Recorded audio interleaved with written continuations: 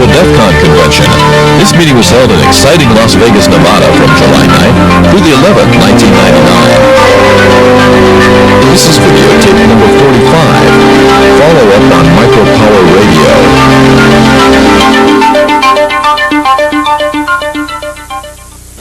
This is the Micropower Radio talk. This is the version 2.0.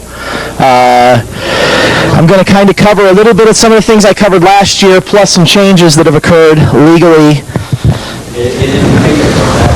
Put my Nets hat on to keep my hair out of my eyes.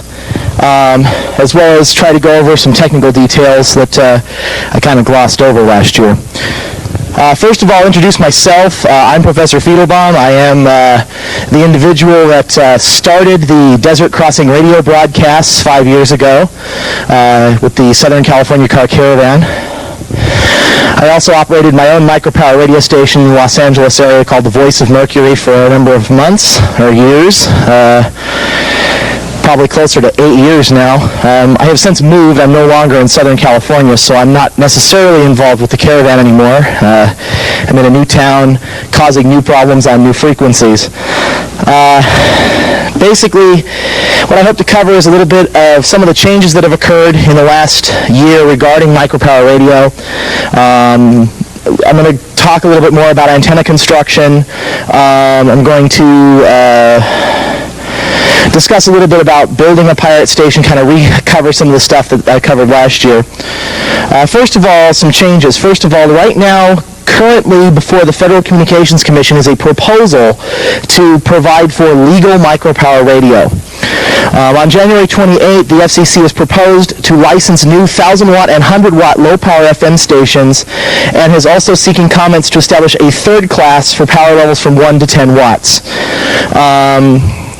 Of course, the National Association of Broadcasters isn't real happy about this. They would much rather have one or two companies owning stations and markets rather than hundreds of companies, as is the case like in the town where I live, where there are 16 FM stations owned by 3 companies. This, of course, reduces the quantity of people that have a voice in the market, especially in urban areas like Los Angeles, where it is very difficult to get on the air. They have adopted a notice of proposed rulemaking, which basically means that the FCC is seriously considering this proposal, and they are accepting comments. Now, the original comment period expired April 12th, but has been extended now twice. They are currently still taking comments until August 2nd. I'm actually looking at the proposal here on their website. And there is a website you can go to if you would like to see the LPFM proposal. And let me find that here in my notes as I'm paging up here. And I don't appear to have the actual URL in here. But I think if you go to fcc.gov, www.fcc.gov, and look for the LPFM proposal, basically the low-power FM proposal that's being discussed right now is not perfect. A lot of people in the micropower radio community would have much rather had some additional restrictions based on ownership and things like that. But this is better than nothing, and should prove at least interesting for the short term. I just want to make a couple of things known. There's a couple of there's a little bit of FUD going around on this. They're not issuing licenses yet, nor are they accepting applications. And the Commission is seriously considering the fact that people that have been busted for operating micropower stations in the past will not be issued licenses because they are, quote, unfit broadcasters, unquote. That's one of the more questionable issues. Obviously, this is some people think this is specifically so that Dunifer, for those of you who don't know, Stephen Dunifer is like the godfather of micropower radio. A lot of people think there's a conspiracy to keep him off the air, and that's why the FCC is doing that. At any rate, like I said, they're taking citizen comments on this. I strongly suggest that everybody who's even remotely interested in micropower radio go to the FCC's website, find this proposal, send in your comments, not only through the web, but send them by mail. Like every other bureaucracy, they're going to take web comments and put them in the circular file, only counting them. However, mail comments are going to be obviously more considered than web comments and email comments. That's the current legal status of micropower radio. The FCC's been still shutting down stations for the last year. Last year when I started talking, they had just finished taking off about 10 stations. They're still taking them off the air. What this means long term, I don't know, but the short of it is that, and this kind of is the disclaimer, if you do this, you do run the chances of getting caught, and will want to, of course, protect yourself accordingly. Let's see, getting to the thing. I might as well talk a little bit about the Dunifer Free Radio Berkeley decision. I don't have all the notes here on this, so if somebody knows a little bit more, feel free to stop me. But basically, the Free Radio Berkeley, which was kind of the parent micropower station, has been taken off the air pretty much for good. They continue broadcasting, sometimes on wild frequencies in the Bay Area. This, of course, has been hampered by the fact that Dunifer's physical health has deteriorated. There are appeals pending, but the general consensus is that with the low-power FM proposal on the table, the FCC now has much more of a case, because before in the case, Dunifer's defense was based on the fact that you cannot apply for a license. There isn't even a process to go through to be denied. They just will not accept them. With this micropower radio proposal, now the FCC's defense, now the FCC can say, well, yes, there is. There's this notice of proposed rulemaking, and we'll be taking license applications in 6 months, and why are you on the air? So that's kind of been why a lot of people think the LPFM proposal got as far as it did. It'll be interesting to see what happens in 6 months from now, see where this proposal actually goes. It's curious that all this is going on now, right before the election. Go fig. I guess micropower radio isn't really an election priority. Okay, kind of glanced over that. Let's talk about actually putting a pirate radio station on the air. The obvious things you need to put a pirate station on the air are obviously programming, which is your mixer and all that fancy stuff, of which we have plenty of up here. You need a transmitter of some sort, and you need an antenna to radiate your signal. Those are the three basic components. Obviously, all the audio gear is very easy to obtain. Trip to your local Radio Shack store, or even a pro audio store, such as, I can't think of the name of the place. Sam Ash used to be the name of it, or I think they were bought up by somebody. Or a place like that will get you all the gear you need, at least as far as the audio is concerned. Transmitter's a little harder to obtain. TP, is Brewer still operating? I don't know. There used to be a gentleman in Florida by the name of LD Brewer, does www.ldbrewer.com, that used to sell kits, and for about $200 you could purchase a Panaxis FM exciter and a Free Radio Berkeley like 60-watt kit to get yourself about 60 watts of power. Obviously, we need to have a little bit of electronic skills to build this. These come as kits almost exclusively. The electronic skills you need are nothing simpler than just knowing how to solder. In a few cases, you might want to pick up some skills in basic radio troubleshooting. Anybody who has taken a technician level ham radio class probably has all of the technical know-how you need to do it. Most of the technical issues that you'll have are just construction. A lot of the kits, especially the Free Radio Berkeley kits, are designed to be assembled by people who have learned how to solder as early as 5 minutes ago. So it's pretty easy to actually build the transmitter. Building an antenna is a little more complicated in the sense that it does require some actual construction skills. we have successfully, in previous years, transmitted using an antenna very similar to this one. This is actually a Radio Shack off-the-shelf CB antenna. These can actually be readily modified for the FM broadcast band. It does require a little bit of skill. In fact, you'll probably break your first one. We did. Actually, we didn't. It's on the air.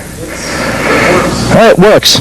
Basically, what you have to do, these are designed for a much lower frequency. So while that antenna is actually pretty close for the FM broadcast band, there's a loading coil inside here, which makes the antenna electrically a lot longer. This loading coil needs to be removed, and it can be removed by basically unbolting it and taking it apart. You will have to take this plastic stuff off. There's a magnet under here, and there's a bolt. Once that coil is removed, it's pretty much, you're ready to go. You need to make contact with the vehicle to stick it to, because the vehicle acts as part of the antenna, and this is the radiating element, and it's that simple. It takes an afternoon to build an antenna that way. You do have to have metal-to-metal contact between the base and the antenna.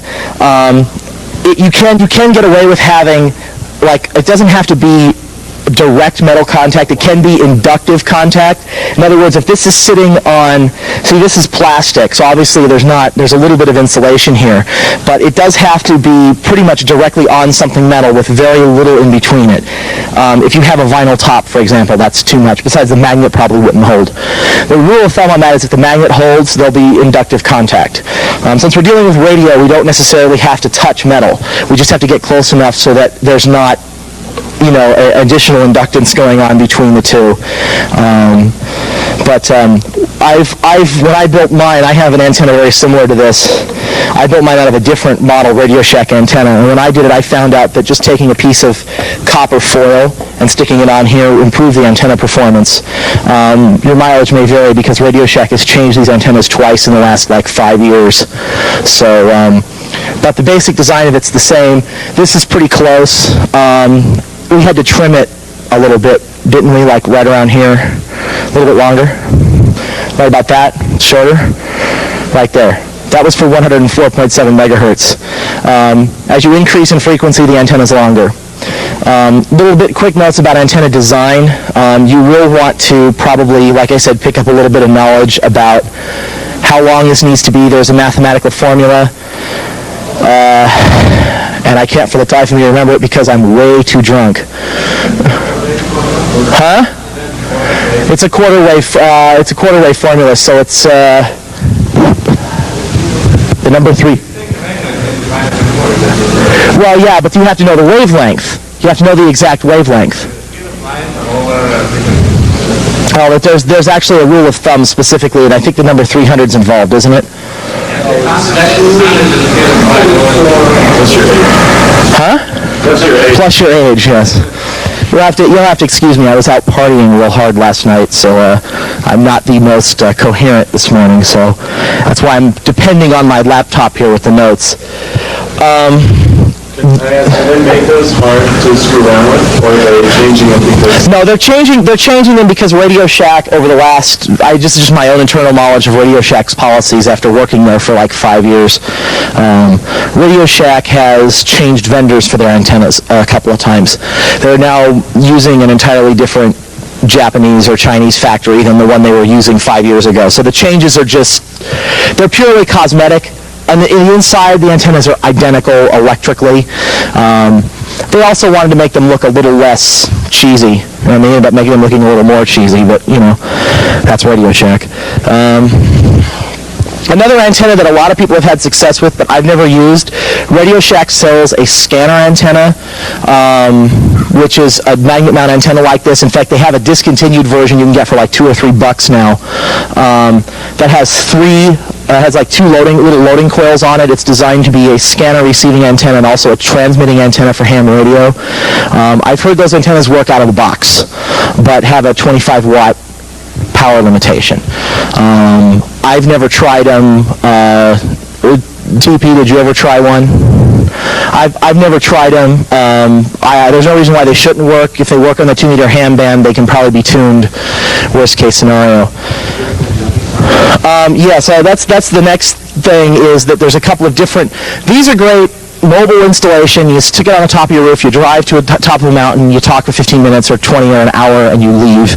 Nobody's the wiser. A little more permanent installation, you're probably going to want to go with either a straight dipole design, which there are actually instructions to build on Free Radio Berkeley's site, which I might as well give that out now since I'm looking at it. It's at www.freeradio.org. And they have a couple of different designs. We've used in the past a J-pole, which is basically kind of a folded dipole style. The only problem with the J-pole that we've experienced is it's got a really bizarre radiation pattern. Yeah, and it's about 14 feet tall. So you can imagine what that looked like in the back of a Toyota pickup truck. And there's pictures. We have the pictures. You can also build what's called a Yagi antenna, or even a little more simpler dipole, for a flat dipole with maybe a director, which is a little simpler Yagi, which is just a 2-element Yagi. Probably the best resource to do, and this is something that I would suggest to anybody that's interested in micropower radio, is to go to a ham radio store and pick up a couple of books printed by the ARRL, which is the big ham radio club in the United States. One of them is called the ARRL Handbook. It's a big, thick book like this big, and it's got lots of stuff you don't need, but it also has a lot of stuff you will need. It's got lots of formulas and tables and flotsam and jetsam and how to talk to Mars on 10 meters and all that kind of stuff. But it also has a lot of antenna designs that you can look at and do the math yourself and apply those designs to the FM broadcast band. There's also a couple of antenna designs in there that you can reapply to the AM broadcast band, which is also a very interesting place to do business. Another book that you might want to pick up while you're at the ham radio store is the ARRL Antenna Handbook. Is that the right name, or antenna? I think it's called the Antenna Handbook. It's got pictures of huge antennas on it. You can't miss it. It's a lot thinner, and it just talks about antennas, nothing else. That's also a very good resource.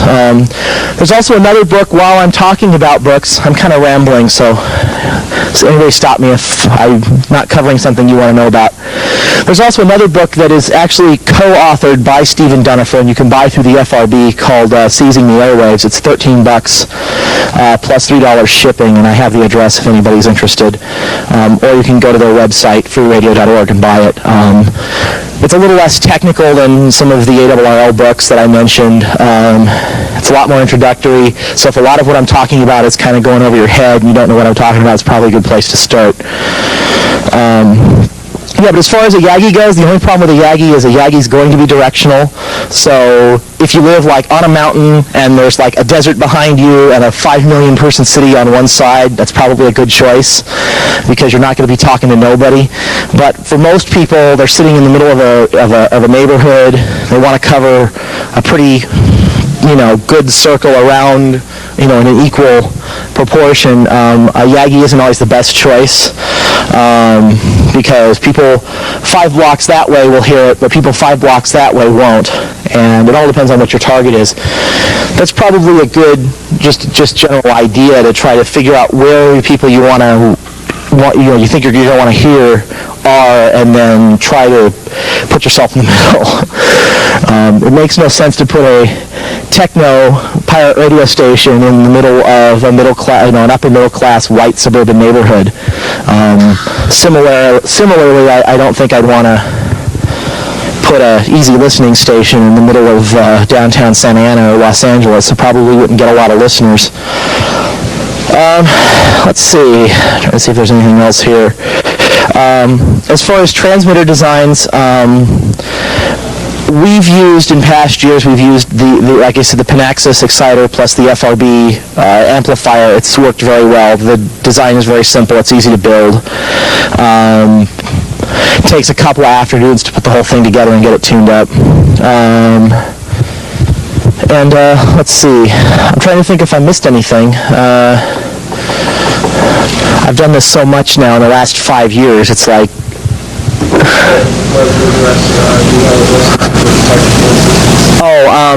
The best place, places to get technical assistance on the net. The easiest place to get technical assistance is alt.radio.pirate, I think, is the exact news group.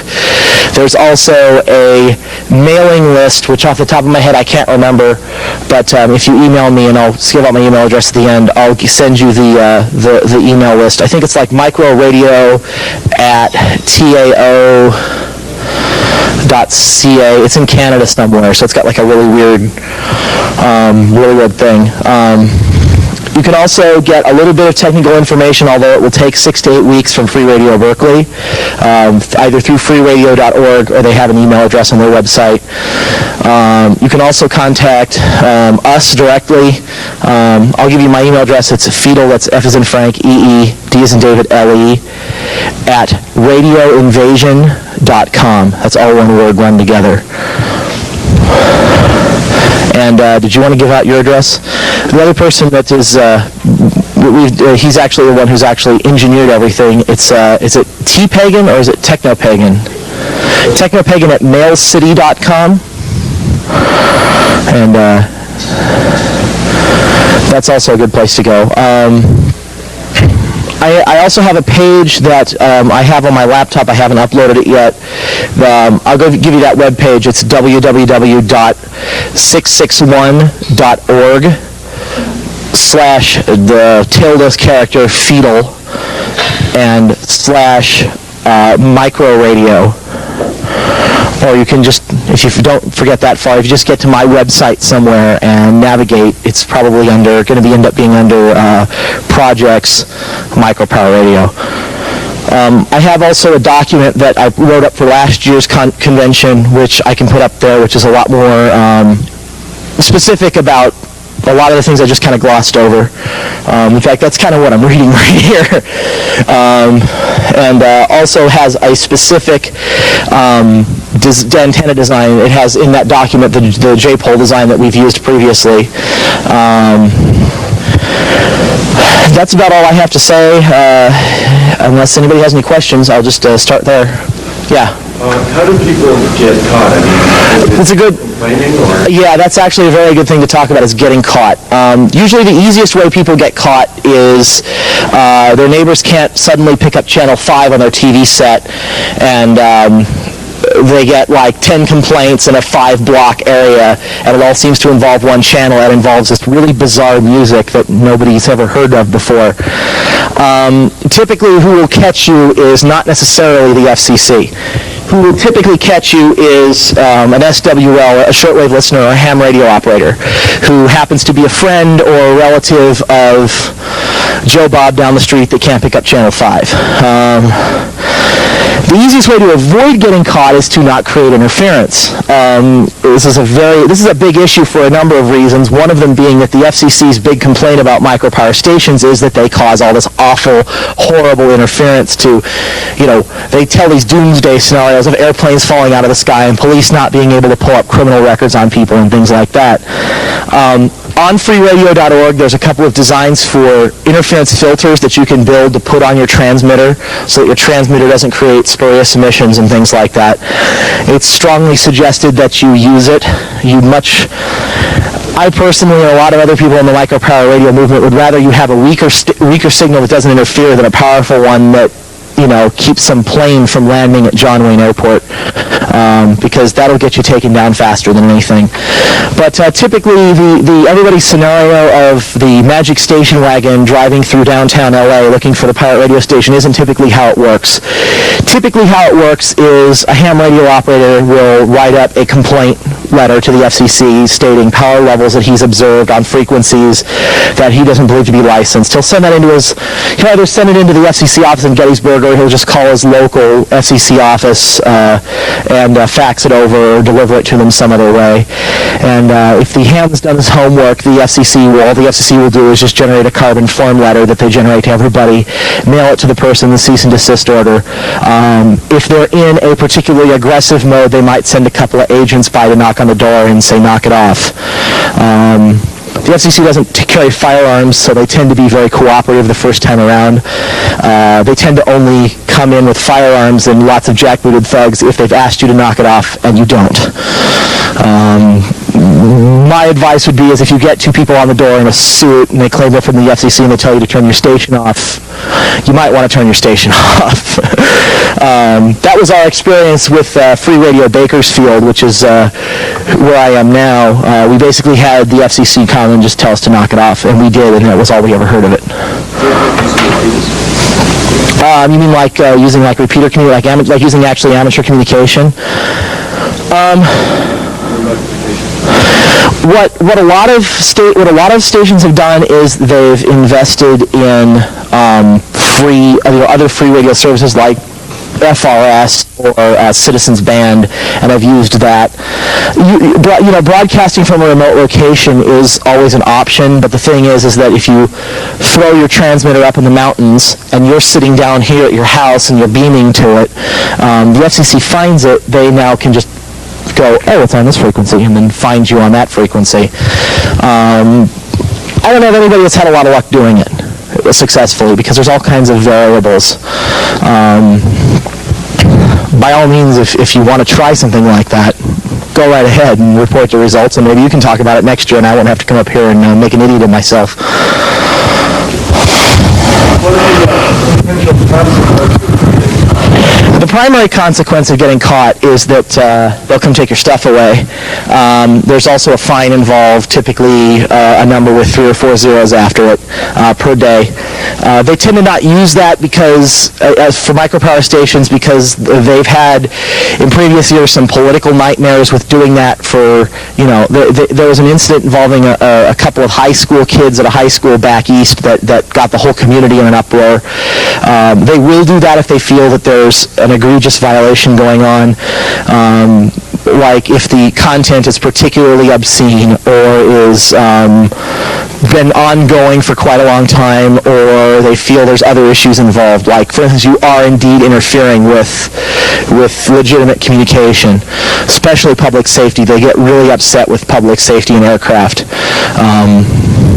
So typically, there are serious consequences for, especially if they knock on your door or send you a letter and you continue. I've heard of 8,000 to 10,000 a day fines being handed out for micropower violations, which is silly considering that most of these stations are less than 5 watts. You can't be received for more than 5 miles.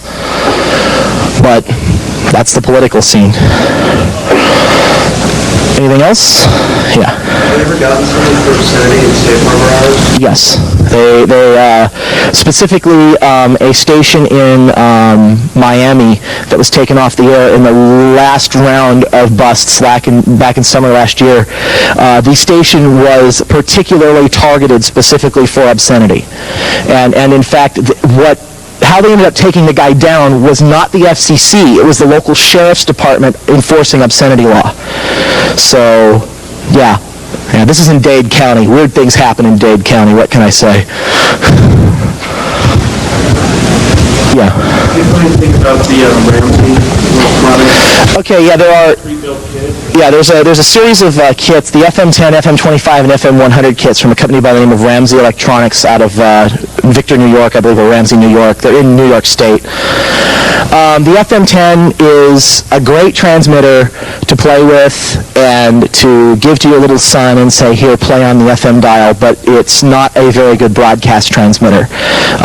Its frequency is unstable. It has some interference issues when you try to put an amplifier on it, and just isn't generally a good transmitter. The chip, it's basically based on a common chip called the BA1404, and that chip is the kind of thing that's used in Mr. Microphone.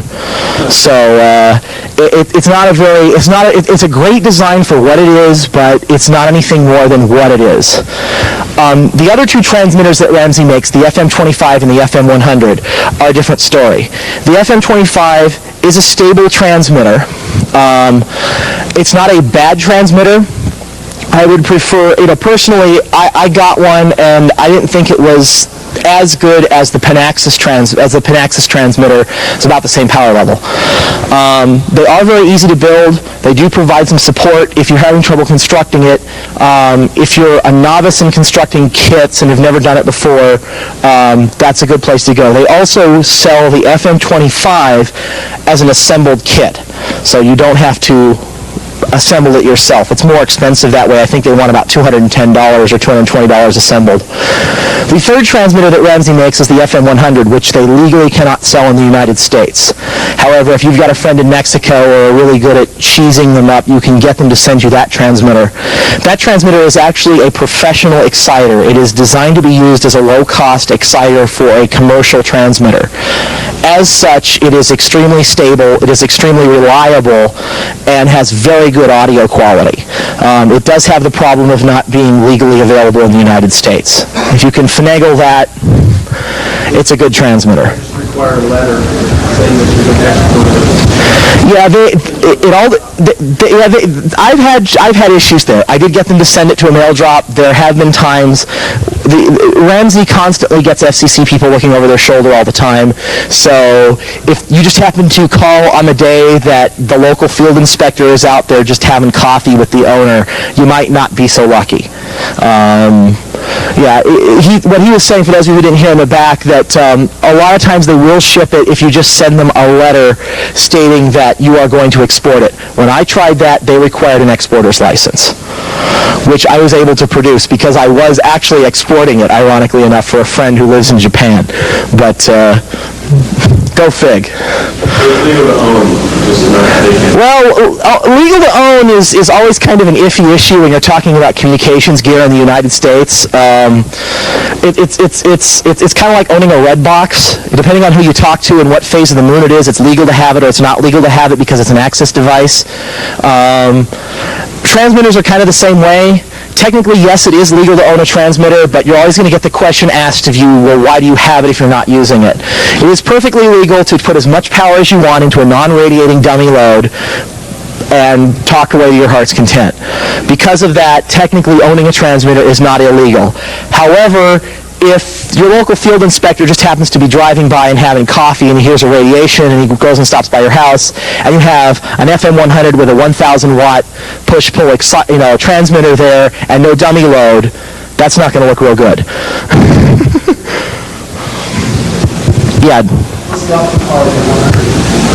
I think the FM100 stock comes with like a 5 or 25. I think it comes in a couple of different configurations, if I remember right. Do you remember?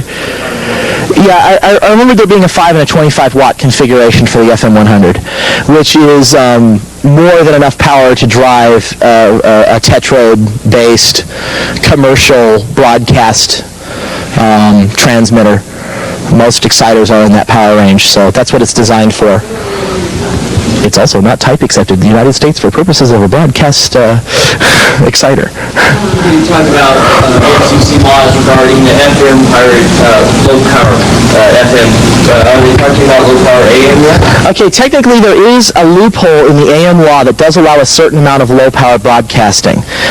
It is entirely different than FM. The FM rules are a really convoluted mix-up that says you can only transmit a signal that is hearable at 1 millivolt per meter measured at 3 meters distance, which for all practical intents and purposes means that you bought an FM10 at Radio Shack or at Fry's, you put the little stock whip antenna, you're running it off a 9-volt battery, and you can basically cover your property with it.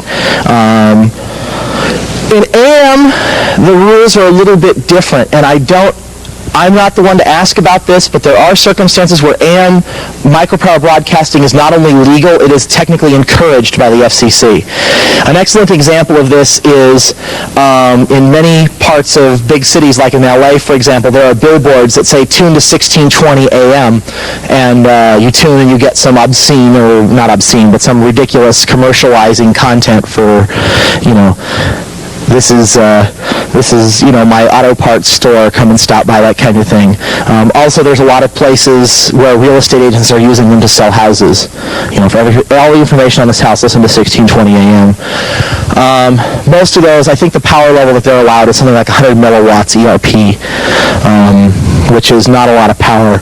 But there have been some very curious applications of that law. There's a gentleman who runs a car dealer in central northern California, I think it's outside Stockton, that has a Micropower AM station that is hearable for quite a distance, and has a lot of people up in that area very upset because it's causing other problems. But yeah, that's something that I don't really know a lot about. You can look around on the net, though, and get some answers. There is a certain amount of legal power that's permitted for AM broadcast, just like FM. But there's also some special stipulations about schools and AM, from what I remember. If you're on a school, you can do all kinds of stuff. Any other questions? Okay, again, it's www.661.org/Feedle/microradio, and that page should be up as soon as I arrive back in the beautiful city of Bakersfield, California. So, and I guess that's it. There's a staff member here who looks like he's ready to kick me out, so I guess I better... Oh, you're just sitting here to... Oh, you just came for the talk. Well, you missed it. And you missed it. So, anybody else has any questions one last time? Anybody else want to know anything I didn't cover? Yeah.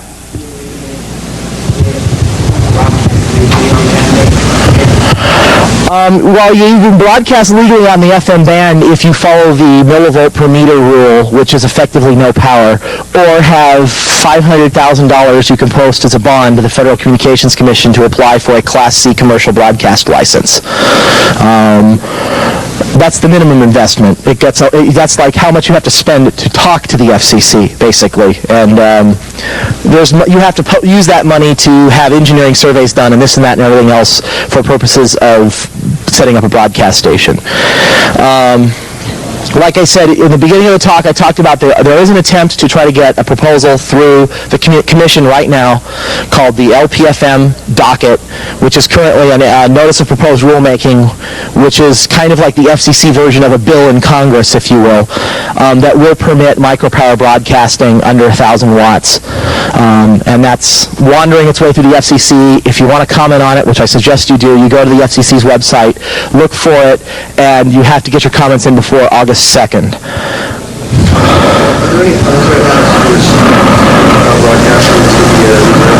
No, that was disposed of because in many cities, in many major markets, the reserved band is useless. They dropped all that 15, 20 years ago. There are commercial stations down there. There are educational stations that have wound up, higher up in the band because of trading with commercial stations and all kinds of other stuff. So my understanding is that's been dropped from the proposal. Is there anything in the proposal to keep a commercial company with a lot of money from buying all the frequencies? There is a stipulation in the proposal, and I haven't looked at the proposal. The proposal has changed a lot over the last 6 months. Originally, it was one thing, and it's kind of changed into something else. The FCC's intent with this proposal is to not create is to create non-commercial stations. So the FCC is being very specific in their wording to prohibit or restrict ownership from large commercial interests. The problem with this is that the FCC has traditionally been very friendly towards educational establishments, so a lot of people are worried that what may end up happening is that like with the previous low-power FM in the 70s, the only thing that will end up happening is schools will end up snapping up all the licenses and broadcasting commercial formats on a non-commercial station. A case in point is in Long Beach. There's a jazz station that is run by the University of California, and nobody can compete with it because it's commercial free, because it's a educational license. So that's a concern. I suggest you get the proposal and read it because there have been some changes. It's on FCC's website in like a 50 gazillion different formats. I think they've got it in like WordPerfect and a text file. They got an Acrobat file. They even have like Excel spreadsheet attachments for a lot of the stuff. The FCC's gotten surprisingly wired over the years. That would probably be the best if you're interested in that proposal. Like I said, there's actually two different classes of stations. There's currently a 1,000 watt and 100 watt license, and I think a lot of the licensing is going to be, obviously if you want the 1,000 watt license, they're going to be a lot more anal than if you just want the 100 watt license. So at least that would be the hope. Any last questions? Okay, well, that's it. I don't know who's next. Thanks, and I'm sorry for being totally